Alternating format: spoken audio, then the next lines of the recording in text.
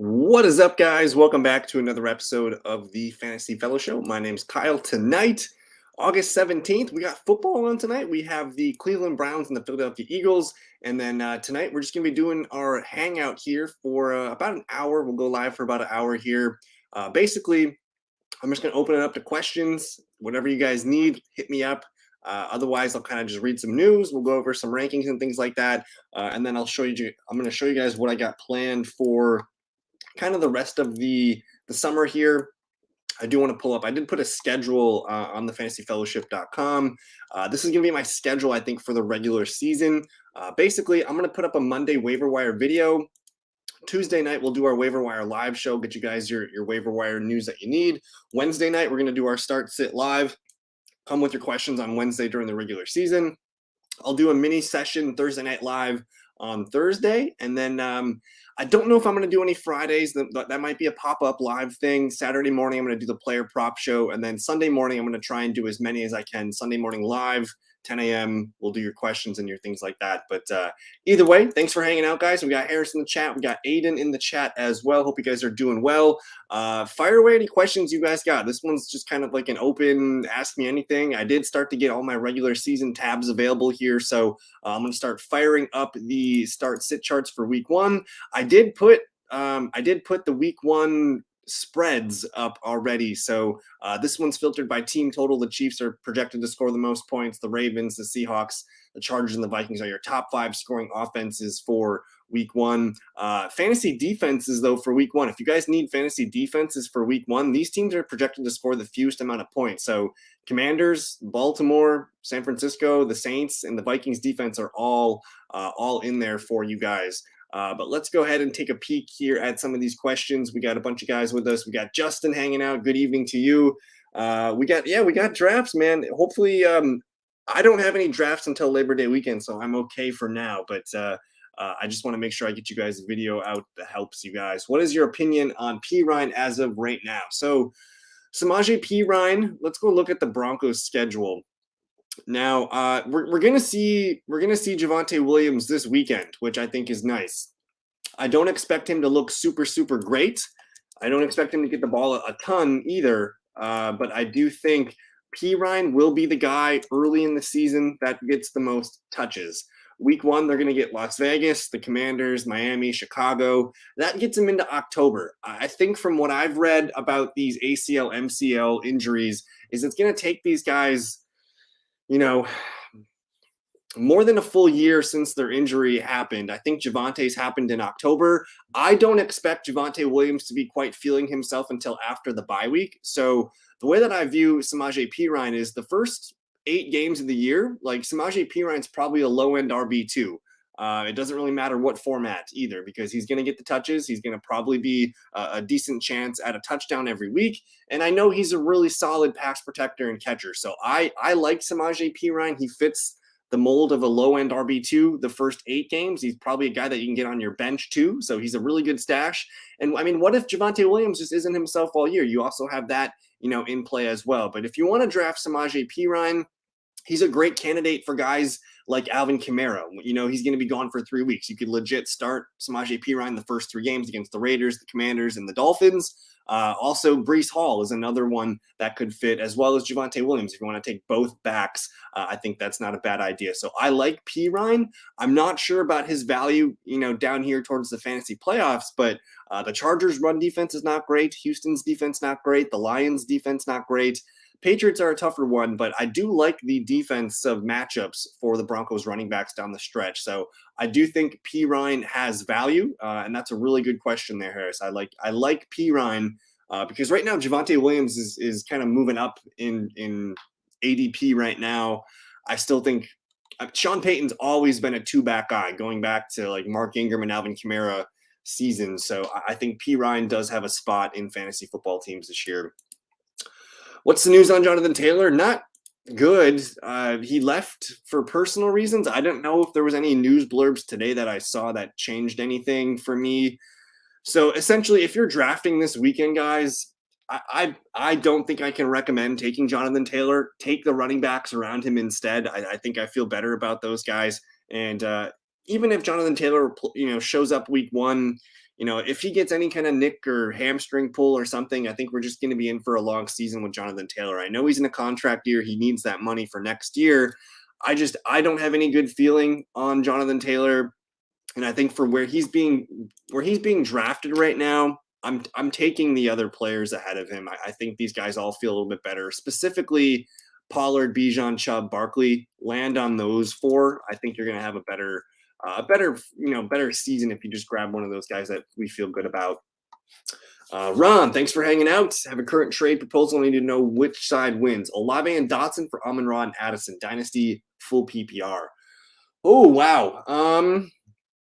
I think it's pretty even. I'm gonna lean with the Olave Dotson side. I love Amon-Ra St. Brown. I think he's the best PPR asset there. I really like Jordan Addison as well. But with Addison, as long as Justin Jefferson's there and TJ Hawkinson there, that's going to kind of keep Addison as the second or third target on his team. We know Olave is the number one target in New Orleans, and I think that Jahan Dotson could be like the 1B target in the Commanders offense. So personally, I think I'm keeping Olave Dotson. I'd be curious what you guys think in the chat room as well. T. Higgins thoughts. I've been a huge T. Higgins fan. I know some of you guys have been watching my stuff for a while. Last year, I was pretty high on T. Higgins. I have him down here at wide receiver 16. I like him as a wide receiver 2. I don't feel great about him as my wide receiver 1, which in a lot of the best ball leagues that I'm doing, he's being drafted at the 2-3 turn, which just seems a little bit too high for me. I do have Higgins going for almost 80 catches, almost 1,100 yards and 8 touchdowns. I think he fits in really nicely as your wide receiver 2. I'm not sure. I just want to see where ESPN has him in terms of projections. Let's take a look at this. I think if you're drafting this weekend, I just want to see where Higgins' ADP is at. And they got T. Higgins here at 23. So right behind DK Metcalf, right next to Devonta Smith. I think I'm taking Olave over T. Higgins. I think I'm taking Olave over Devonta and DK Metcalf as well.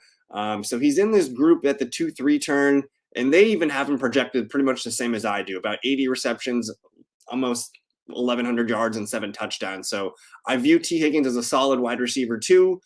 I'm not expecting him to finish top 10, top 12. The only way that happens is if Jamar Chase gets hurt. So I like Higgins, but he's in that group of really strong wide receiver 2s for me. Olave thoughts? Olave is one of my favorite targets this year. The fact that ESPN has him ranked 25, so that puts him in a 12-team league that makes him the first pick of the 3rd round, which personally I like a lot. We saw Chris Olave have a really good rookie season last year with honestly not great quarterback play. Andy Dalton was fine, but Derek Carr at least allows him to have a little bit better deep ball opportunities. Let's see here. Olave was wide receiver 24 last year. He caught 72 passes, 1,042 yards, and just 4 touchdowns. That's his floor. I think he's a really safe wide receiver 2. And if we add more receptions, more touchdowns to this, I mean, he only needed 40 more fantasy points to make him the wide receiver 12. So I think he's probably, in between wide receiver 10, wide receiver 12 range this year. To me, wheels up for Chris Olave.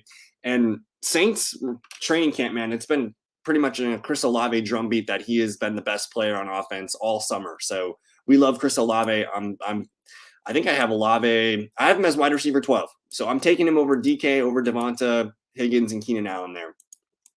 What's up with Jeff Wilson? Is he still missing practice? Let me look around here for some news blurbs. I thought he had a questionable tag here. I don't know if anything's going on with him at the moment. So that's from 2 days ago. My take on Jeff Wilson is he's probably a guy that doesn't need to be drafted unless it's like your last roster spot. He's probably the last or second to last guy on your bench this year. I'm unsure on the pecking order for the Dolphins backs. I think it's going to be Raheem Mostert as the primary ball carrier. I do think Jeff Wilson's going to get a lot of work. They also have the rookie that they like, and it sounds like they're going to want to throw him the ball too. That's Devon Achane. Last year, Jeff Wilson, though, he's RB29 in full PPR.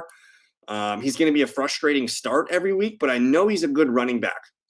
And I mean, he's got some nice numbers here. When he does get double-digit carries, he's probably worth a start. So if you want to just take Jeff Wilson and put him on the end of your bench, Raheem Mostert's always it always seems like it's something with Raheem Mostert. So if Raheem Mostert gets hurt and this backfield is just Jeff Wilson and Devon Achane, we're starting Jeff Wilson pretty much every week in our lineup. So if you are, getting to the end of your draft and you only got one or two bench spots left, I'm fine with taking a flyer on Jeff Wilson. He's the cheapest to draft of the Dolphins back. And honestly, like, we know he's a really good running back. Like, we know he's good. He's involved in the passing game. He's got really nice yards per carry. And when he gets 10 touches, basically you want him in your lineup. So I do like the sleeper Jeff Wilson.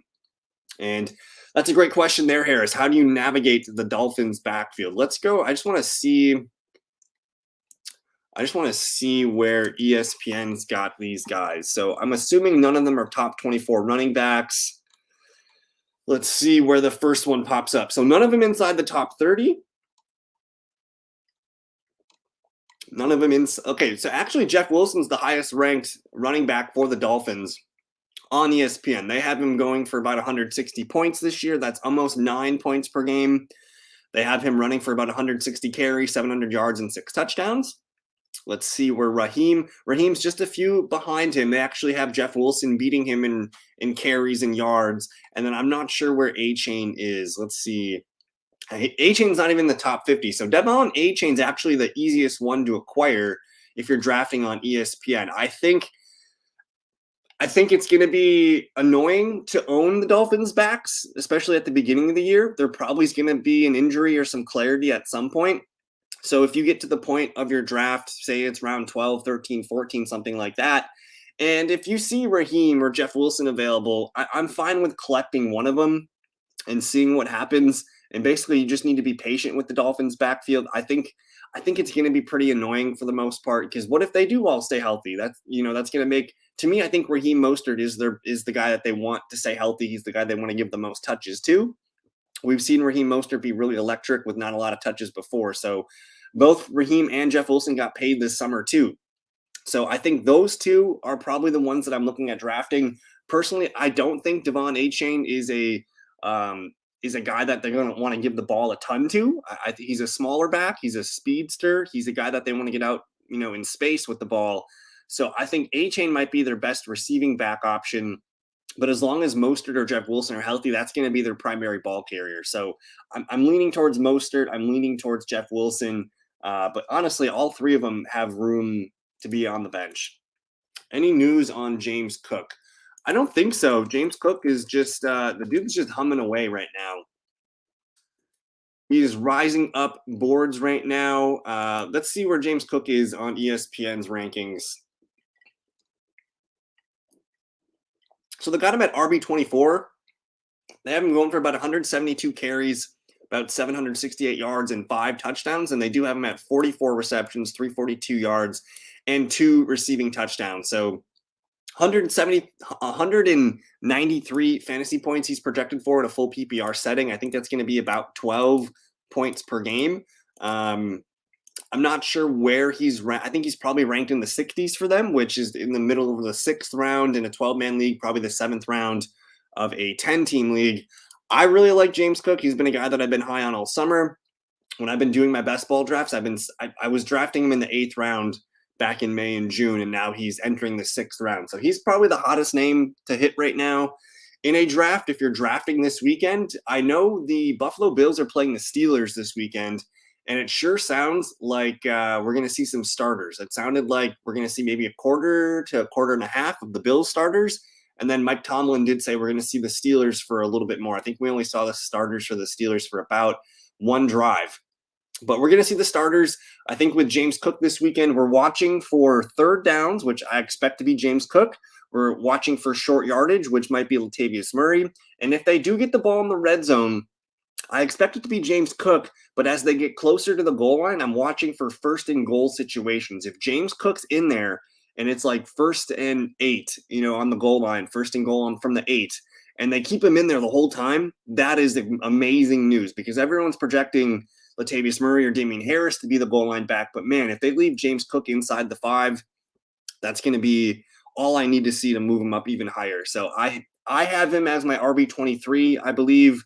I don't want to get too high on him because I don't see him being like a league winning pick, a top 10, top 12 running back unless he just gets all the carries. But I do think he's got a valuable role as a running back too in our fantasy lineups. And if you get him as your 3, that's where he looks really good. Half PPR, standard league, I'm not as excited about James Cook. Do you really think Gainwell is the RB to own in that backfield over Swift and Penny? I've seen him play, and quite frankly, I'm not impressed. So the thing with Gainwell is he's fundamentally sound. He's been in that offense for 2 years, where Swift and Penny, it's their first summer with the team.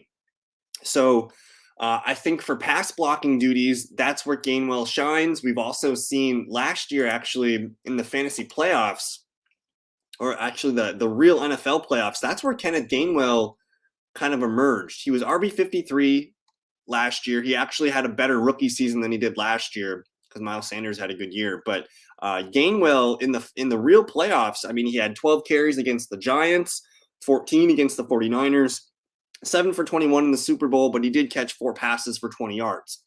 So the last 3 games of the season in the real life playoffs in the Super Bowl, that was where Gainwell outplayed Miles Sanders realistically.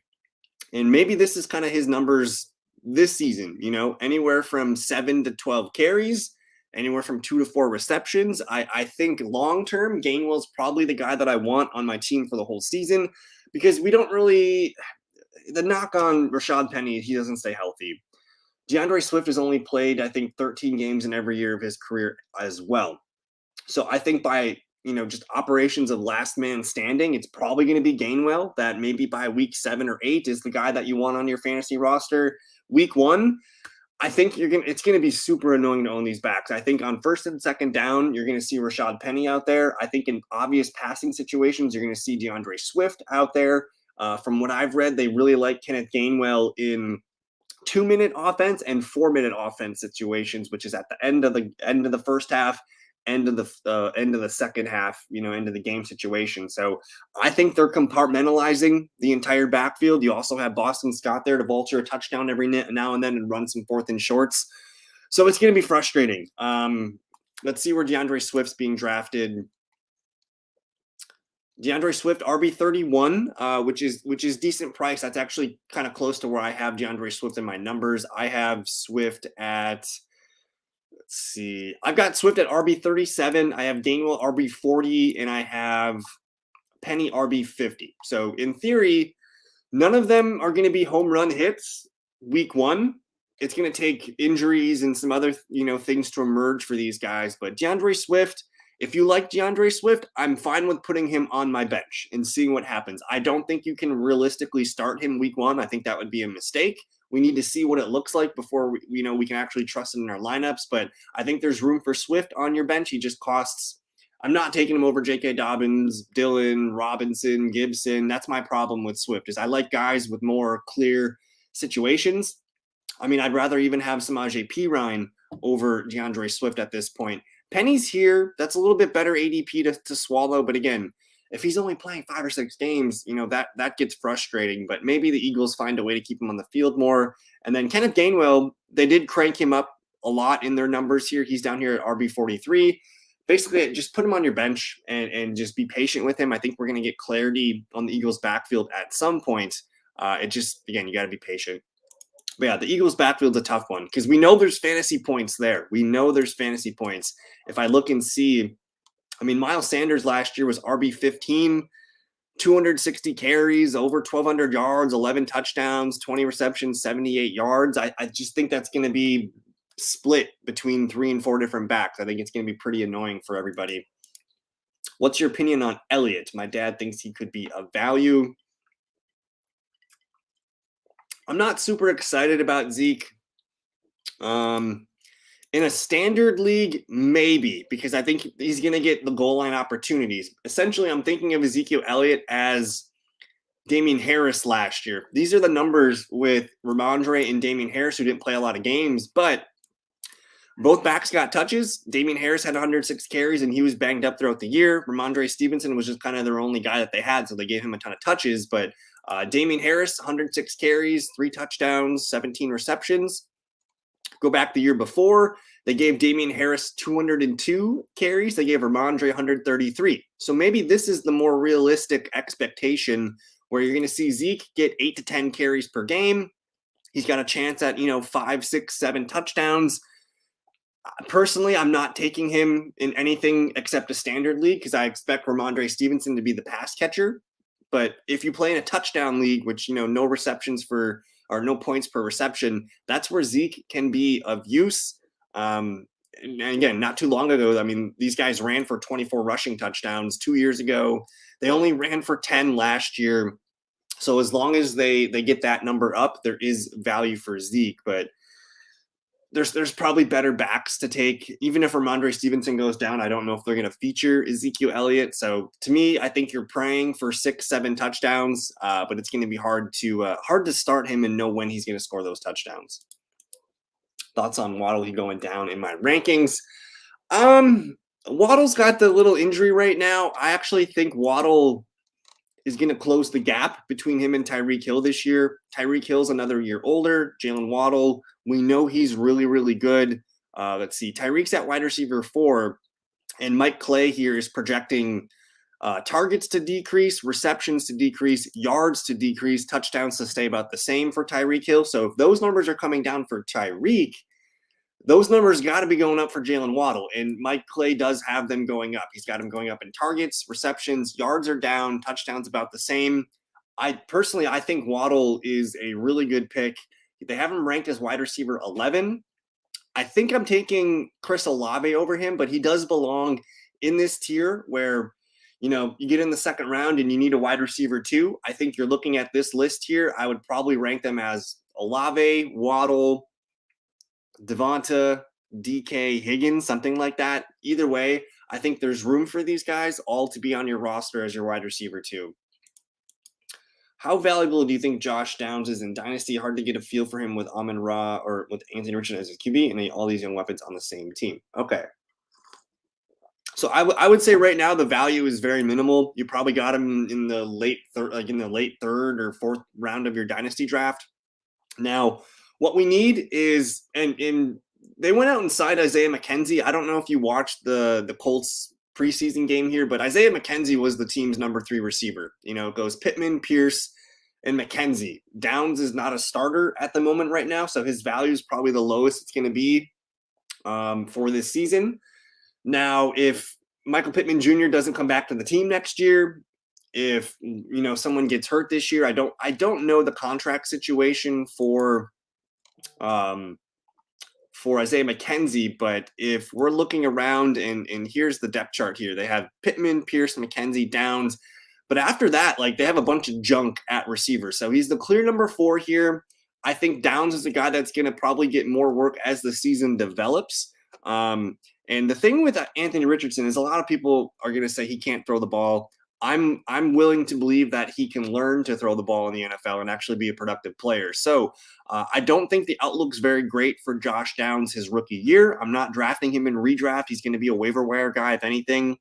But starting 2024, if McKenzie's out of the picture, that's Josh Downs' spot. And McKenzie was heavily involved in the offense last week against I can't remember who they played. It might have been Buffalo. But I'm excited about Downs, but I think he's a year away from being excited. He might be kind of like on the Sky Moore trajectory where next year we're like, all right, Josh Downs is the starting slot receiver for Anthony Richardson. Do you think Devonta or T. Higgins has the better season this year? Also, how confident are you on the Bengals being able to sign all 3? Okay. My projections are saying... Let's see what my numbers say. My projections have Devonta Smith, wide receiver 14, T. Higgins, wide receiver 16. And I think the only difference is, one, they're both number 2s on their team. A.J. Brown's the alpha. Ja'Marr Chase is the alpha. If A.J. Brown or Ja'Marr Chase go down, we're ranking Devonta or T. Higgins as probably a top 5 receiver for that game. So both guys have that in their back pocket.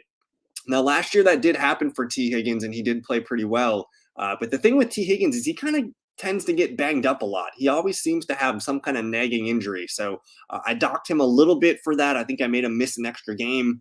But the thing for me is Devonta, led the team in receptions last year. He's a PPR. He's a better PPR player than T. Higgins, so I expect Devonta to get more receptions.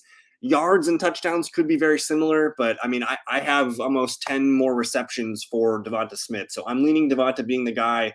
And then, how confident are you in the Bengals being able to sign all three of their top performers? I think they're going to figure it out. I don't know the exact cap situation, but the way teams are structuring money right now, they're able to move it down and spread it out through a ton of years. And to be honest, it might actually be a blessing that they have to do all three mega contracts at once, because you get those done and then you can fill in the rest of the gaps of the team. Maybe one of them has to take kind of a hometown discount. I don't think they're going to be able to pay T. Higgins top 5, top 10 money. That's for Jamar Chase. So there's going to be a little give and take there. I expect Joe Burrow to be the highest paid quarterback in NFL history when this deal is done. It's just a matter of they're keeping Chase. We just don't know about Higgins. I think Higgins is coming back, though. So I'm going to say it's like an 80% chance that they get all three guys back, get the band back together. Trade Evan Ingram and Tua Tagovailoa for DJ Moore and Mac Jones, Dynasty PPR Superflex. Trade Ingram and Tua for DJ and Mac Jones. So that's a tough question, Harris, because if you're the team sending Evan Ingram, I would hope that you have another tight end that you can use. And the other thing, too, is I don't think it's close between Tua and Mac Jones. You want Tua as your QB. And because it's super flex, I'm going to lean with Tua being the guy. I know DJ Moore is a stud. He's a really nice wide receiver, too, this year, I think. But with this being super flex, you're going to start Tua Tagovailoa every week that he's healthy. I don't know if you're going to do that for Mac Jones. So I got to lean with Tua. If you're the guy getting DJ Moore and Mac Jones, I would assume you have a really good tight end already. But I think just the nature is super flex. Tua Tagovailoa is a top 10, top 12 quarterback every week he's healthy. So I think that's probably where you need to stay. That's probably where you need to stay. But anyways, you guys keep your questions coming. I'm going to just kind of set the table for what I got going on this weekend. This weekend's my last weekend to be able to put out videos. I'm busy the next 2 weekends, so I'm going to have to put out as much as I can. Saturday, I think maybe tomorrow night and Saturday, I'm putting out my quarterback, running back, wide receiver, and tight end ranking video. So there will be fresh updates to the website if you guys are on the 2023 playbook page. I do have projections updated right now. But the plan is to get the rankings updated tomorrow night or Saturday.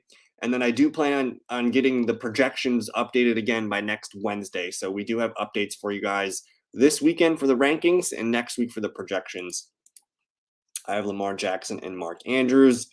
I think I still need more context. I don't know which team you have. I'm assuming you're trying to get DJ Moore and Mac Jones. I personally wouldn't want Mac Jones in a super flex. I see the Patriots drafting a quarterback in probably 2 years. Whereas Tua, we know he's the guy. He's the QB 2-3 that I would rather own. So it's a tough one. I probably need more context there, Harris. You have Mark Andrews, so you're sending away Evan Ingram and Tua to get DJ Moore. Is there another way for you to get DJ Moore without sending Tua? I think that's probably what I would explore next. Good news on Kenneth Walker. It looks like he's resumed practicing in full. I want to see where ESPN's got him ranked. And do we have a football game starting in a couple minutes? I'm not sure what time it started tonight. I think I might have overlapped, but I'm not quite sure. They have Kenneth Walker down here at RB22, not even 1,000 yards, 7 touchdowns. I do think Kenneth Walker is more of a standard half PPR league, and their numbers are low. I think he's a low-end RB2. I feel pretty good about Kenneth Walker. Personally, Harris, I don't see it with Will Levis. He didn't look very good the other day against the Bears. If you can trade away Will Levis, I think I'm trying to do so. If someone likes him and wants to babysit him, I think that's probably what I would be doing, sending Mr. Levis. Where did my link go? Let's take a look here. Just wanted to see when that game starts. The game does start any minute here. So we'll kind of keep tabs on that. Let me go back to the player news here. Calvin Austin's one to keep an eye on, guys. He said the Athletic report is probably had the most eye-opening camp of any Steelers receiver. He's the number 4 receiver on the Steelers. The only guy that's in his way for snaps is Allen Robinson. So keep an eye on Calvin Austin. I've been drafting him in the 20th round of my best ball drafts. He might be a waiver wire guy at some point. Just remember to file that name away.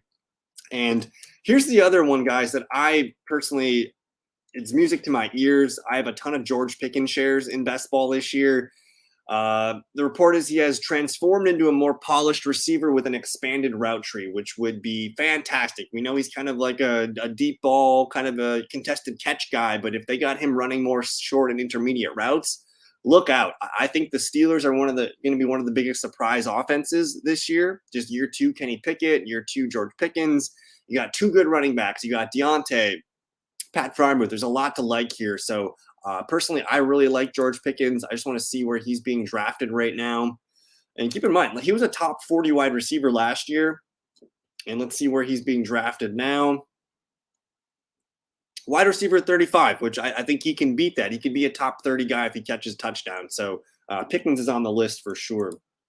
Would you do the trade and put Will Levis instead of Tua? Oh, man, dude, if you can trade Will Levis and Evan Ingram and just get DJ Moore back, dude, I think I totally would.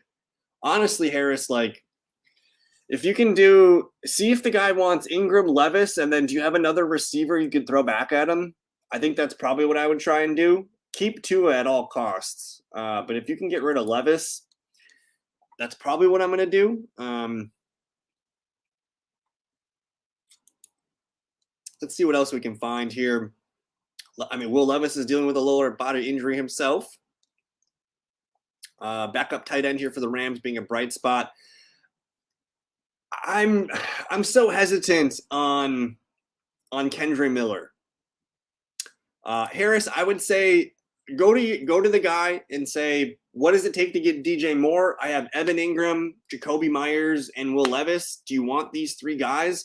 Honestly, I think I would throw if Ingram and Levis are not of use to you, essentially you're creating more roster space. Go add some players.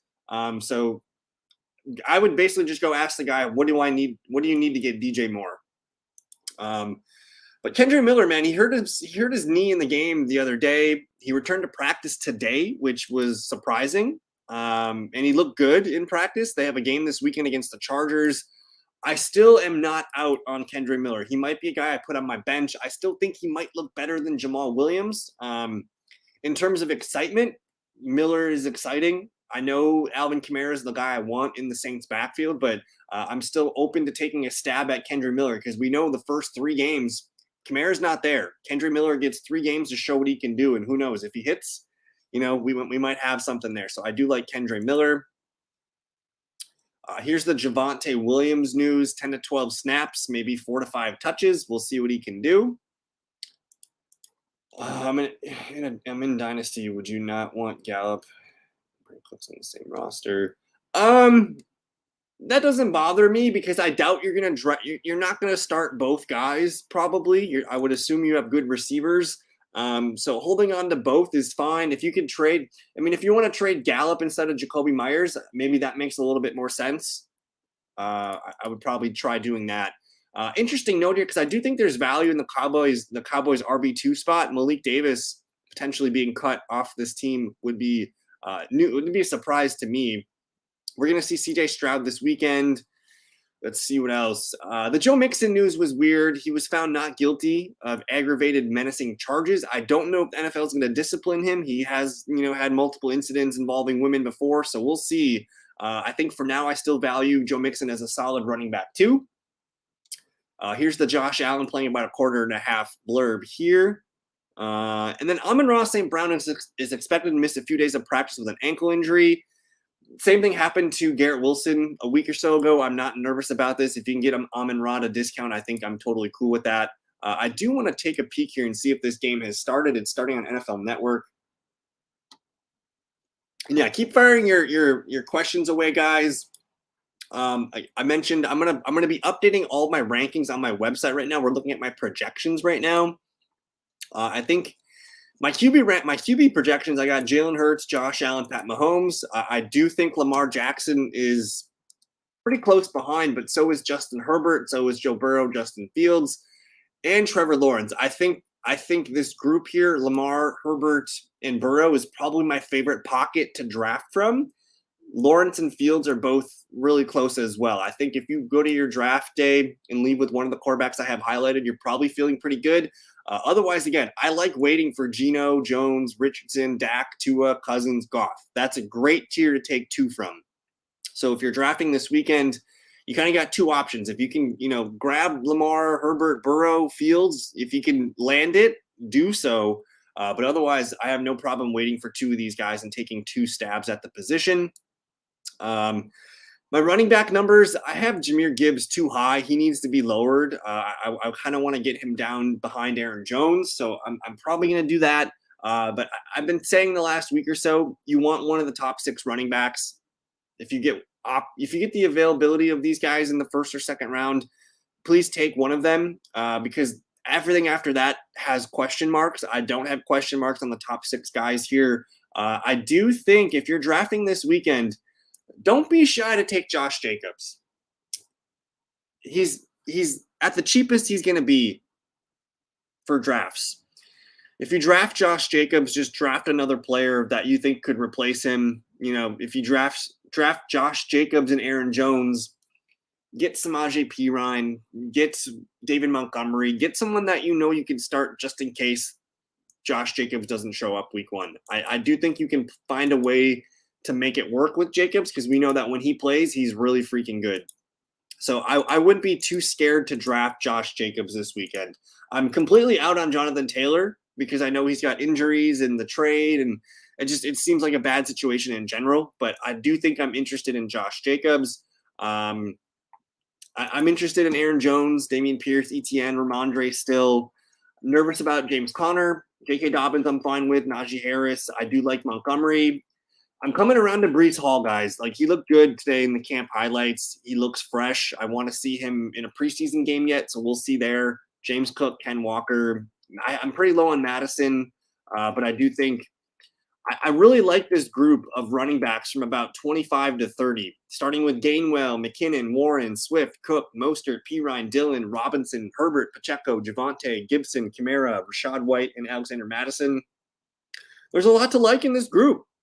If you wanted to do a 0 running back build, I think you could pull it off with like 3 or 4 of these guys. I think you could pull it off. And then my favorite late sleepers here include Tajay Spears, Jeff Wilson, Jamal, Bigsby, A-Chain, Algier, Charbonnet, maybe Rashad Penny. The ultimate sleeper to put on your fantasy teams at the end of the draft, maybe Roschon Johnson, maybe Kendre Miller. Those rookies that we don't really quite know what to expect yet. I think that's probably where you want to be.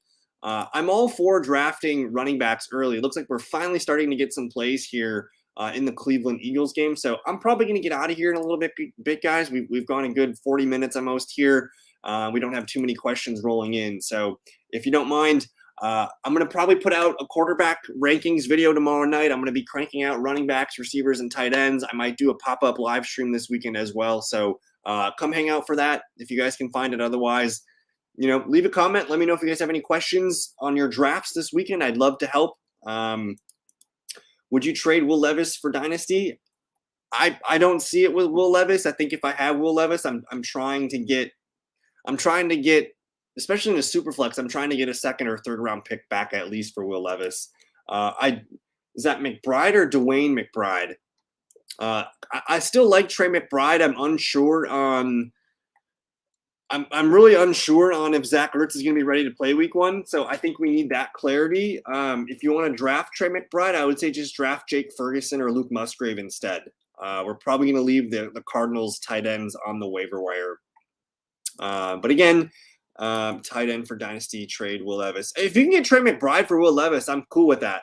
I think 2024, McBride's the starter. I don't think Zach Ertz is going to be with the team. So if you're patient enough, I think McBride for Will Levis, I think I'm into that. I don't really see it with Will Levis. I think the Titans are probably going to be drafting a QB in a year or two, or maybe trading for one. We'll see. But yeah, I think Trey McBride's probably a starting tight end this year at some point, and then next year he's going to have a lot of value going into the 2024 season. So, but anyways, that's it for me, guys. Enjoy the rest of your evening. Thank you for hanging out. Again, I'm going to have those ranking videos out for you guys this weekend. I might even do a pop-up live stream or two. So good luck with your drafts. Enjoy all the preseason action. We'll see you guys in a future video. Peace.